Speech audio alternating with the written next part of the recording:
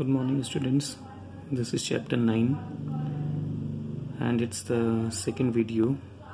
So open page number 156, fountain experiment.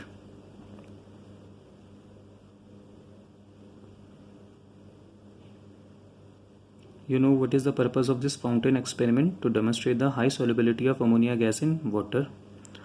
So let us see that one. If you remember the fountain experiment, we have already learned in case of HCl, but this time we have taken the red litmus solution over here. Same type of dropper is there having few drops of water, and here we have taken which gas? Of course, ammonia gas. Now you just press this dropper, water will come inside, few drops of water will come inside, and the ammonia gas is highly soluble. They will get mixed in that one.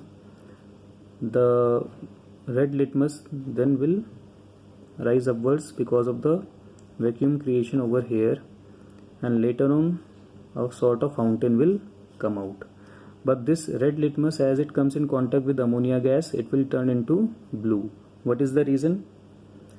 The students, the reason is that ammonia is basic in nature, and we know a base turns red litmus into blue. Now the thermal dissociation, ammonia has been decomposed after heating into nitrogen and hydrogen gas.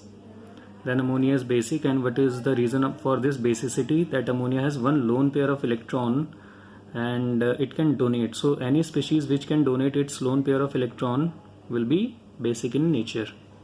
And how ammonia behaves with the indicators? If red litmus is there, you have already gone through this experiment. Red will turn into blue. If methyl orange is the indicator, then that orange color will turn into yellow, and if phenolphthalein is there, then colorless will become pink. The solution will become pink after adding the ammonia gas or ammonia liquid. And ammonia burns in presence of oxygen to give nitrogen and water vapors, or simply water. This is the experimental setup to prove that ammonia burns in presence of oxygen, and also it tells us that ammonia carries nitrogen and hydrogen. And this is the catalytic oxidation of ammonia. Okay, this is catalytic, means here we have used the catalyst. So after using this catalyst, these are the products. Nitric oxide is the product, and once again nitric oxide will react with the remaining of the oxygen in the system, and NO2 will be produced, and which is brown. And its experimental setup is this one, figure 9.7. Then ammonia gas on reaction with black solid copper oxide will produce nitrogen gas, and a reddish brown solid substance of copper. This is experimental setup. Dry ammonia gas has been pushed into this chamber where copper oxide is there, and this is heated one, and the reaction will take place. Nitrogen gas, water vapor, they will pass here. Water vapor will get condensed over here, and you can see the water inside this tube, U tube or delivery tube, and thereafter nitrogen gas will pass through, and we will collect nitrogen gas by downward displacement of water. Now students, on page number 158 there are certain reactions. So we will see all these reactions when we will be taking practical chapters. You just give it a look. Then how we can test for the presence of ammonia gas and ammonium ion.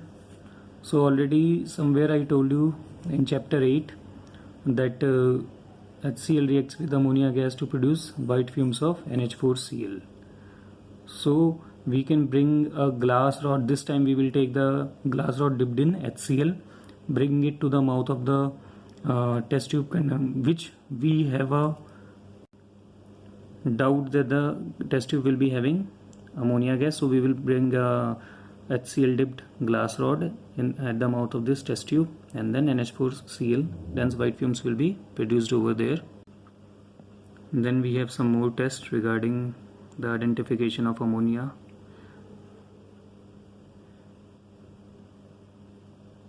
So these are reagents you can find in the laboratory.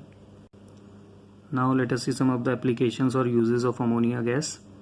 So it can be used as a refrigerant, means in our refrigerators it can be used, and it is having a very good cooling effect. And if it somehow leaks out of our ACs or refrigerators, it does not harm ozone layer, whereas CFCs, which are also filled in refrigerators and ACs, if they leak out, they can damage ozone layer. So this is one of the advantage of using NH3 as a refrigerant.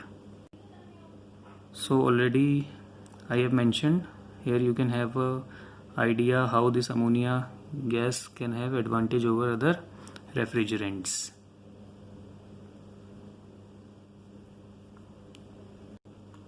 Then students, there are some more use of ammonia. It can be used in explosives also,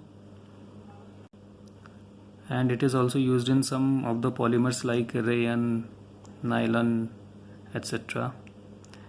Then it can be used for the preparation of nitric acid by Ostwald's process. So students, we have come to the end of this chapter 9. Goodbye.